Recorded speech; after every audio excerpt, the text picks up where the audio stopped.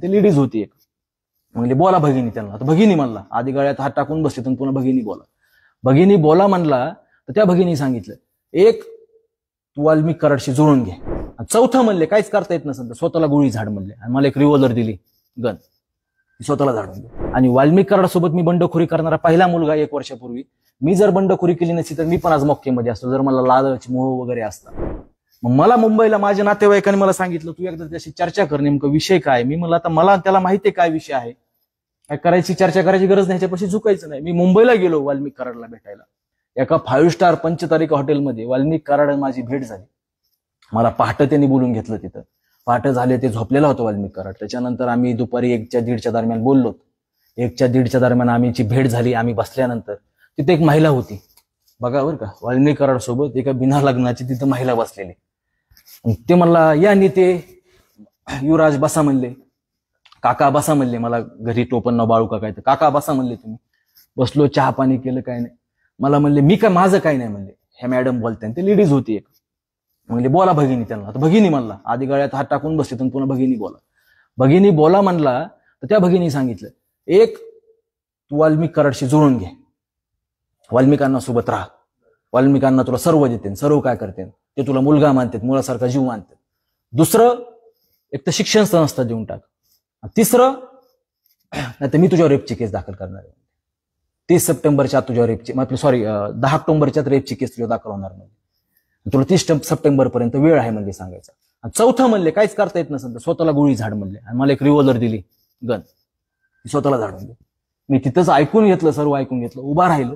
मी मला 10 ऑक्टोबर कशाला आणि 30 सप्टेंबर पर्यंत काय विचार करायचा आहे, 10 ऑक्टोबरच्या म्हणून तुम्हाला आज सांगतो ना. मी वेळ मारून येऊ शकत होतो पण ह्यांच्या विरोधात विद्रोहच केला. म्हणून मी आज सांगतो म्हटलं की बाळा बांगर तुमच्यासोबत येणार पण नाही, वाल्मिक कराडशी कॉम्प्रोमाइज करणार नाही, शाळा द्यायचा तर विषयच येत नाही म्हटलं. त्या गोरगरिबामध्ये लेकरं शिकतात, पुढे जातात.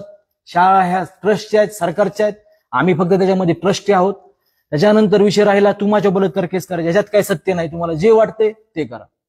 चौथं मला सांगितलं आत्महत्या करायचं. मला मी आत्महत्या करण्यापैकी नाहीये, मी आत्महत्या करणार पण नाही. आता बरेच जण म्हणते नाही बैठक नव्हती झाली, हे बैठकचं काय खोटं होतं, हे माझ्यापाशी टास्क ठेवले आणि तिथं मी नकार देऊन आलो बरं का. तिथून नकार देऊन आल्यानंतर मी 2 ऑक्टोबरला गांधी जयंती दिवशी बीडमध्ये प्रेस कॉन्फरन्स घेणार होतो. तर 30 सप्टेंबरला माझ्या वाल्मिक कराडने त्यांनी गुन्हे दाखल केले. एलसीबीचे अधिकारी पाडू, बीडचे काही, संभाजीनगरचे काही पोलीस अधिकारी वगैरे हे माझ्या पाळतावर आले. माझे आधार कार्ड घेतले, काय हॉटेलमध्ये ठेवले, काय महिलांचे ठेवले, पण माझे कुठे कडी जुळाना. मी आभार मानतो ते संभाजीनगर पोलिसाचे, त्यांनी खोटा FIR माझ्या दाखल केला नाही. ते संभाजीनगरचे काय अधिकारी म्हणले ह्याच्यात तथ्यच काही नाही म्हणले, ह्याच्यात तथ्यच नाही, ह्याच्या खोटी केस आहे म्हणले. मग वाल्मिक कराडने त्यांना पैसे द्यायचा प्रयत्न केला पण ती केस काय घेतलेली नाहीये. पण त्याच्यानंतर तिथून वाल्मिक कराड माझ्या मागं लागला. मग आईला अटक कर, वडिलाला अटक कर, पण आम्ही झुकलो नाहीत. आम्ही कशामुळे झुकलो नाहीत, कारण वाल्मिक कराड ह्या वृत्तीपासून झुकला असतो तर आज आम्ही तुमच्या पुढे नसतो. आणि वाल्मिक कराड सोबत मी बंडखोरी करणारा पहिला मुलगा 1 वर्षापूर्वी. मी जर बंडखोरी केली नसती तर मी पण आज मॉक्केमध्ये असतो, जर मला लालच मोह वगैरे असता. आज मला पुन्हा विचारतो तू मुंबईची बैठक घेतली, मग तुझ्यापाशी पुरावा काय. मी हर एक बैठकीचा आणि हर एक गोष्टीचा आणि हर एक जे सांगतोय वाक्य त्याचा माझ्यापाशी पुरावेत. हे बा,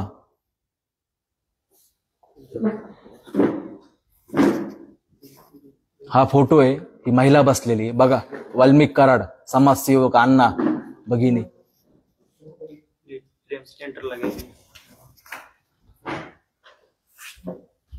आणि व्हिडिओ पण येत ना, अजून बरंच काय येणार आहे बाहेर सगळं.